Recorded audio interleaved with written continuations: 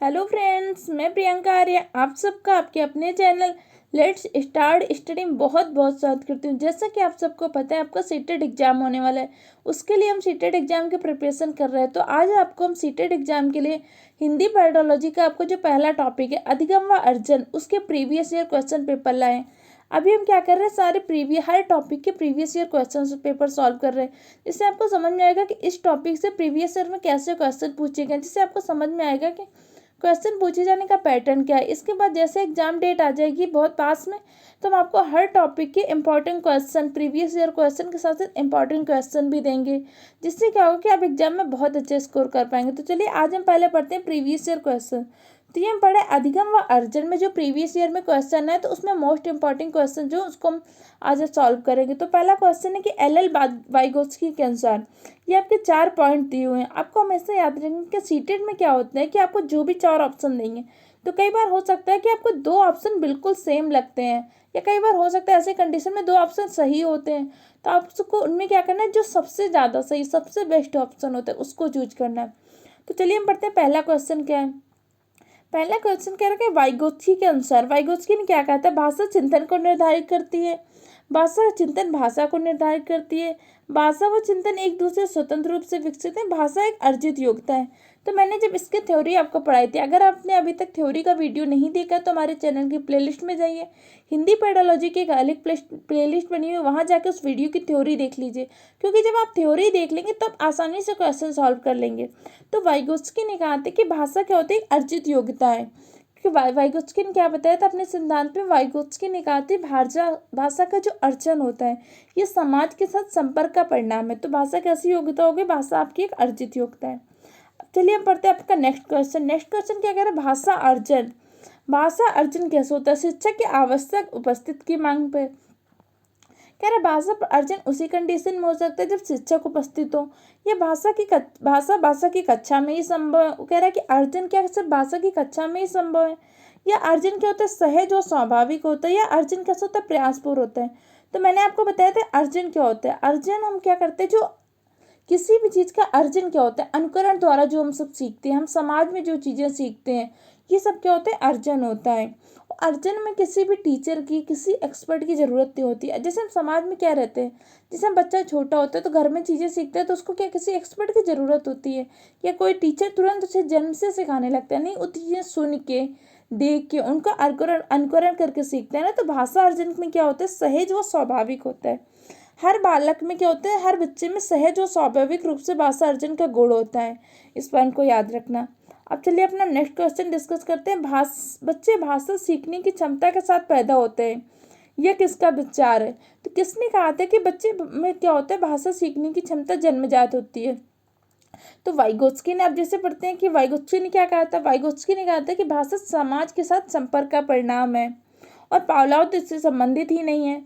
और चोम्स्की ने क्या कहा था कि भाषा सीखने की क्षमता क्या होती है, बच्चे में जन्मजात होती है। चोम्स्की ने कहा था कि बच्चों में क्या होता है, भाषा सीखने के संग्रह यंत्र उपस्थित होते हैं जन्म से ही। तो ये पॉइंट किसने कहा था, चोम्स्की ने क्या कहा था कि बच्चे भाषा सीखने की क्षमता के साथ पैदा होते हैं। तो अगर आपसे पूछते तो किसने बोला था, चोम्स्की ने बोला। अब आपसे पूछ सकते हैं जीन पियाजे ने, क्योंकि जीन पियाजे ने भाषा के संबंध में विचार दिया था। तो जीन पियाजे ने क्या दिया था, जीन पियाजे ने कहा था कि बालक जो भाषा सीखते, समाज अपने परिवेश के साथ अंतःक्रिया करके सीखता है। इस पॉइंट को याद रखना। पियाजे ने कहा था कि बालक जो भाषा सीखते हैं अपने समाज के साथ अंतःक्रिया करके सीखता है।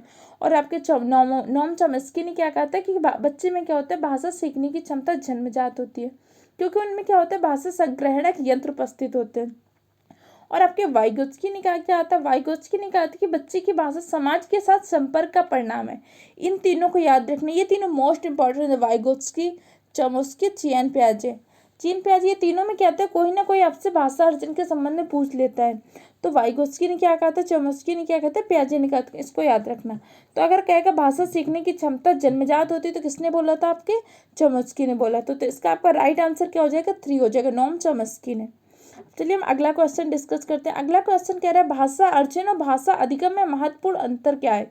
तो पहले आपको पता होना चाहिए कि भाषा अर्जन किससे कहते हैं, भाषा अधिगम किससे कहते हैं। तो जैसे मैंने अभी आपको बताया, अर्जन क्या होता है, हम किसी चीज़ का अनुकरण करके, किसी को देख कर, किसी को सुनकर जो हम ग्रहण कर लेते हैं वो हमारा अर्जन होता है। अधिगम क्या होता है, किसी चीज़ को हम सिस्टमेटिक वे पे सीखना। जैसे हम क्लास में जाके पढ़ाई करते हैं लैंग्वेज की, तो हमारा क्या होता है अधिगम। अधिगम में हमें क्या होता है, किसी एक्सपर्ट की ज़रूरत होती है, किसी टीचर की ज़रूरत होती है, जबकि अर्जन में ऐसा आवश्यक नहीं होता है। तो कई बार आपसे ऐसे पॉइंट पूछ सकते हैं, भाषा अर्जन कैसी है, तो भाषा अर्जन आपकी अनौपचारिक है, लेकिन भाषा अधिगम क्या है, आपकी औपचारिक है। तो आप पूछे भाषा अर्जन और भाषा अधिगम में महत्वपूर्ण अंतर क्या है। भाषा का कठिनाई स्तर, पहला ऑप्शन है, ये बिल्कुल नहीं है। भाषा की पाठ्यपुस्तक, अर्जन और अधिगम में पाठ्यपुस्तक का अंतर बिल्कुल नहीं। भाषा सीखने सिखाने की पद्धति, तो यही आपका राइट आंसर हो जाएगा कि भाषा सीखने सिखाने की पद्धति। अब पद्धति कैसे, जैसे अर्जन होता है, तो बच्चे जब घर में होते हैं तो भी क्या करते हैं, बहुत सारी मातृभाषा सीख लेते हैं ना बच्चा। तब क्या आपको एक टीचर नियुक्त कर देते हैं बच्चे के जन्म के बाद कि आप उसको टीचर नियुक्त कर दें कि आपको पहले से मातृभाषा सिखानी, नहीं ना। बच्चे क्या करते हैं, अपने माँ की, पापा की, या अपने फैमिली में जो भी मेंबर होते हैं उनका अनुकरण करके क्या कर लेते हैं, भाषा का अर्जन कर लेते हैं। और जबकि अधिगम, जैसे अब बच्चे स्कूल में जाता है तो वहाँ पे जाके कोई दूसरी भाषा सीखते हैं, तो वहाँ पे क्या करता है, भाषा का अधिगम करता है। तो भाषा अर्जन और भाषा अधिगम में महत्वपूर्ण अंतर यही होता है, भाषा सीखने सिखाने की पद्धति। चलिए अपना नेक्स्ट क्वेश्चन डिस्कस करते हैं। कह रहा सुलेखा एक टीचर है, जब वो बच्चों से बातचीत करती है तो क्या करना चाहती है। जब बच्चों से बार बार बातचीत कर रही है एक टीचर, तो क्या कर रही है, बच्चों को वाचाल बनाने का प्रयास कर रही, सदैव बच्चों की परीक्षा ले रही है, समय नष्ट कर रही है, भाषा को अर्जित करने के परिवेश दे रही। तो आप बताइए, आप बच्चों को बातचीत कर रही तो क्या कर रही, उनके साथ संप्रेषण कर रही, तो करने का क्या प्रयास कर रही, वो कर रही है बच्चों को भाषा अर्जित करने के परिवेश दे रही है। जैसा कि आपने पढ़ा था इस टॉपिक में कि हमें क्या करना है, जब बच्चों को भाषा अर्जन का एक परिवेश उपलब्ध कराना है, उन्हें ऐसा वातावरण उपलब्ध कराना है जहाँ पर स्वयं सीखने का प्रयास करें। क्योंकि एनसीएफ में भी कहा गया कि एक टीचर को क्या एक सुगमकर्ता की भूमिका निभानी है, उसी क्या करना है, एक ऐसा वातावरण, ऐसा माहौल उपलब्ध कराना है जिसमें बच्चा स्वयं सीखने का प्रयास करे। तो सिलेबस में यही कर रही हूँ, क्या कर रही, बच्चों से बातचीत कर रही। अब जब बातचीत कर रही तो बच्चों को भाषा अर्जन का एक परिवेश, एक सा माहौल उत्पन्न करा रही है जहाँ पे बच्चे क्या करेंगे, स्वयं सीखने का प्रयास करेंगे। तो इसका राइट आंसर क्या हो जाएगा, 4 नंबर हो जाएगा। अब चलिए हम नेक्स्ट क्वेश्चन डिस्कस करते हैं। सुमन एक कोई बच्ची हो, बचपन से क्या करती है, गुजराती बोल लेती है, समझ लेती है, वो कभी भी विद्यालय नहीं जाती है। तो ये किसका उदाहरण दिखाता है। इन्होंने कहा कि एक बच्ची है सुमन, वो क्या करती है, गुजराती बोल लेती है, समझ लेती है, लेकिन अभी तक वो क्या गई, विद्यालय नहीं गई। अब जब विद्यालय नहीं गई तो ऑब्वियसली सी बात है, उसने क्या किया, यहाँ पे घर पे सीखा। तो घर पे जो बच्चे सीखते हैं तो क्या होता है, अर्जन। तो उसका कौन सा उदाहरण है, भाषा अर्जन का। भाषा अर्जन में क्या होता है, बच्चे मातृभाषा सीखते हैं। तो अगर आपसे कभी पूछता है कि मातृभाषा कैसे सीखते हैं, अधिगम के द्वारा कि अर्जन के द्वारा, तो मातृभाषा कैसे सीखते हैं, अर्जन के द्वारा, क्योंकि अपने पेरेंट्स की, अपने फैमिली मेम्बर्स का अनुकरण करके ही तो सीखते हैं। तो चलिए इसका राइट आंसर क्या हो जाएगा, 1, भाषा अर्जन। चलिए अब अपना नेक्स्ट क्वेश्चन डिस्कस करते हैं। अगर आपको इन सारे क्वेश्चन के आंसर आ रहे हैं तो आप हमें कमेंट बॉक्स में कमेंट करके भी बता दीजिएगा, देखिए इससे समझ में आए, तथा स्कोर भी बताइएगा आपने इतने क्वेश्चन में आपके कितने सही हुए हैं, कितने गलत हुए। ओके फ्रेंड्स, अब चलिए अगला क्वेश्चन कह रहा है, प्लेटो का कथन था कि बच्चों बड़ों के बीच में एक विदेशी की तरह होता है, यह किस भाषाई सच्चाई की ओर संकेत कर रहा है। कि प्लेटो ने कहा कि बच्चे बड़ों के बीच क्या होता है, एक विदेशी की तरह होता है। तब इसका पहला ऑप्शन क्या है कि बच्चे अपनी भाषा में बोलते हैं जिससे बड़े सही से समझ नहीं पाते हैं।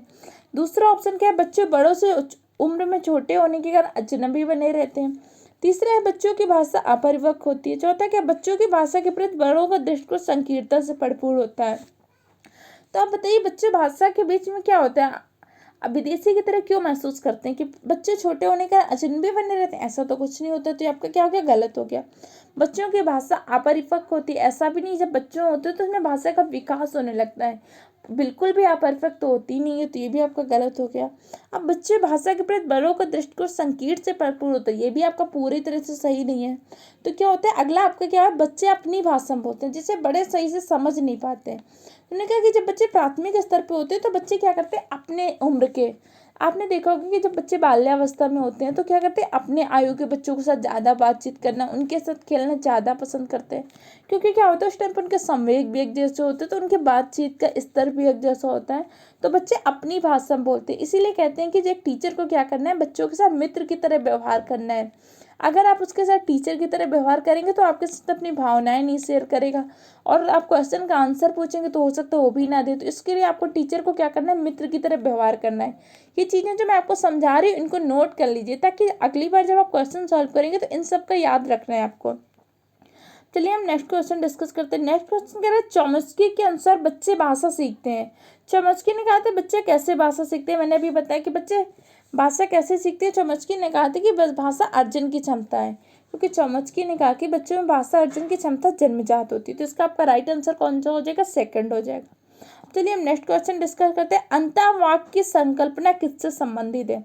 अंतःवाक्य, पहले बात तो आपको पता होनी चाहिए कि अंतःवाक्य होता क्या है, इसकी संकल्पना किससे संबंधित है। जैसे वाइगोत्स्की ने बताया था अपने सिद्धांत पे कि जब छोटे बच्चे होते हैं तो क्या करते हैं कि बहुत सारी बातें अपने आप करते रहते हैं। जैसे बच्चों को आप देखते हो कि टॉय के साथ खेलते हुए क्या करते हैं, खुद में खुद बात करते रहते हैं, ये मेरी गाड़ी है, ये मेरा घोड़ा है, ये मेरी टॉय है, ऐसे बात करते रहते हैं, अपने कार्यों की योजनाएं बनाते रहते हैं।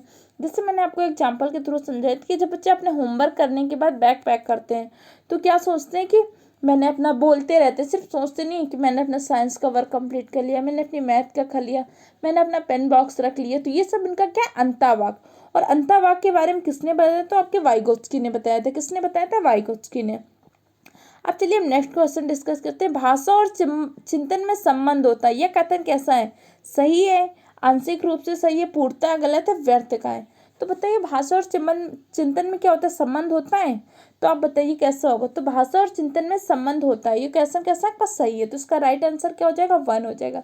क्योंकि जब तक हमारे मन में चिंतन नहीं करते तब तक हमारे भाषा का विकास नहीं होता, और जब तक हम अपने जो चिंतन है उसको व्यक्त नहीं करेंगे तो चिंतन को कैसे दूसरे के सामने व्यक्त करते हैं, भाषा के साथ ही तो करते हैं। जैसे क्या होता है, प्राथमिक स्तर बच्चे, उनके मन में कोई भी भावना होती है तो कैसे आपको बताते, तभी तो समझ पाते हो। आप उनके मन के विचार को तो समझ नहीं पाते, जब वो व्यक्त करते हैं तभी तो समझते हो। और वो व्यक्त तभी करते हैं जब उनके सामने कोई समस्या होती है, उसके बारे में सोचते हैं, उसके बारे में चिंतन करते हैं। तो भाषा और चिंतन में क्या होता है, एक संबंध होता है। ये आपका कथन कैसा सही। तो इस क्वेश्चन का आपका राइट आंसर क्या हो जाएगा, 1 फर्स्ट हो जाएगा। अब चलिए हम नेक्स्ट क्वेश्चन डिस्कस करते हैं कि भाषा अर्जन में बच्चे भाषा को कैसे सीखते हैं। अब इसका आपको सही आंसर बनना है कि बच्चे जब भाषा अर्जन करते हैं तो उसको कैसे सीखते हैं, सहज और स्वाभाविक रूप से सीखते हैं, अभ्यास और यांत्रिकता से सीखते हैं, स्वाभाविक और प्रयास तरीके से सीखते हैं, सहजता और अभ्यास से सीखते हैं। तो कैसे सीखते हैं, तो इसको आपको ध्यान रखना कि देखो बच्चे सहज और स्वाभाविक रूप से सीखते हैं। आपको ये भी थोड़ा सा सही लग रहा होगा, हो सकता है। अब बच्चे अभ्यास और यांत्रिकता से सीखते हैं, ये तो ऑप्शन पूरी तरह से गलत है।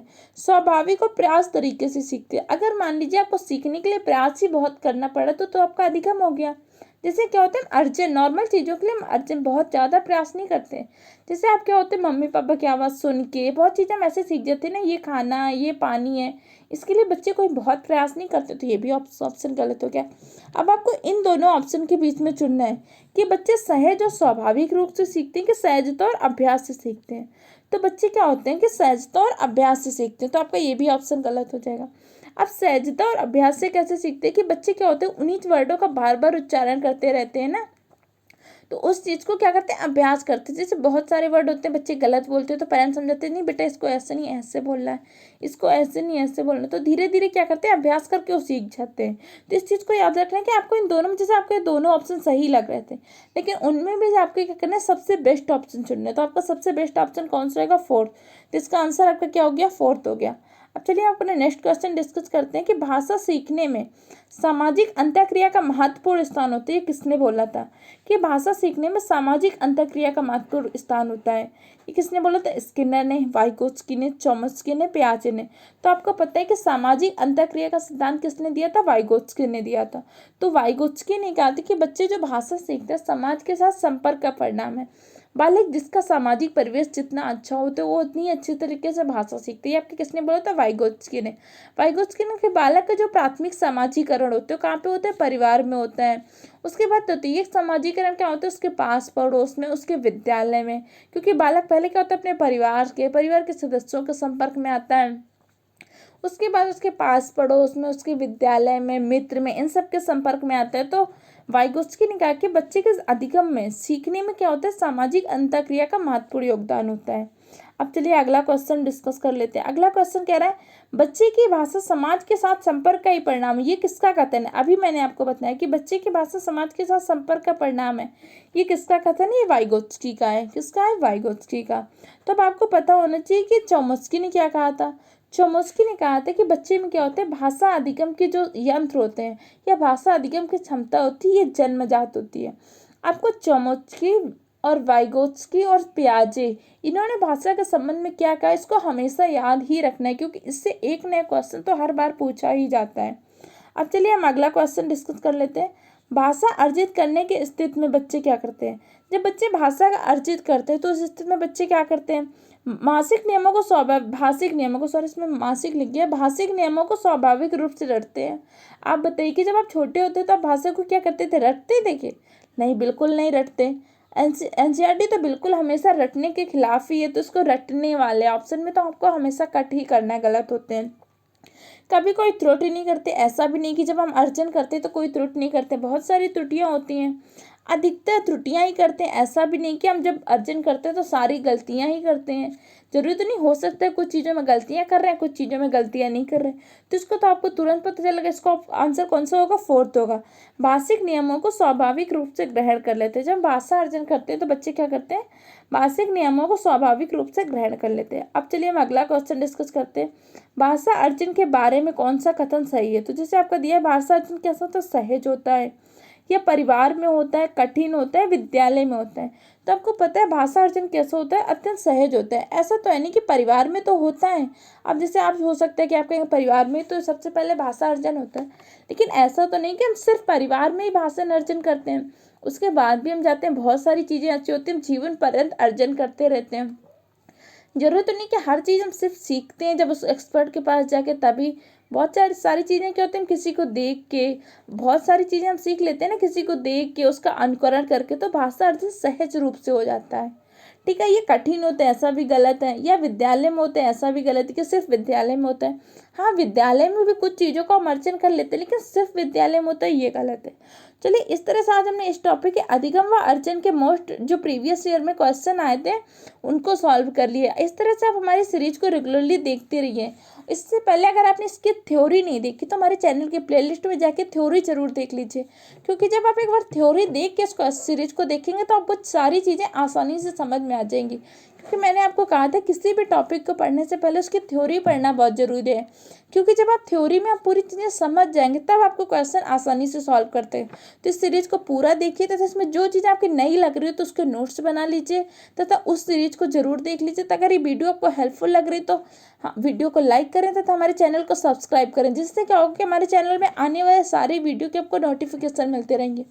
क्योंकि आप सबको पता है हमारे चैनल में सीटेट एग्जाम के लिए हिंदी पेडोलॉजी की थ्योरी क्लासेस कंप्लीट हो चुकी हैं तथा अब हम उसके प्रीवियस ईयर क्वेश्चन सॉल्व कर रहे हैं। इसके अलावा प्राइमरी लेवल के लिए ईवीएस की थ्योरी क्लासेस कंप्लीट हो चुकी हैं, मैथ पेडागोजी की भी क्लासेस कंप्लीट हो चुकी हैं।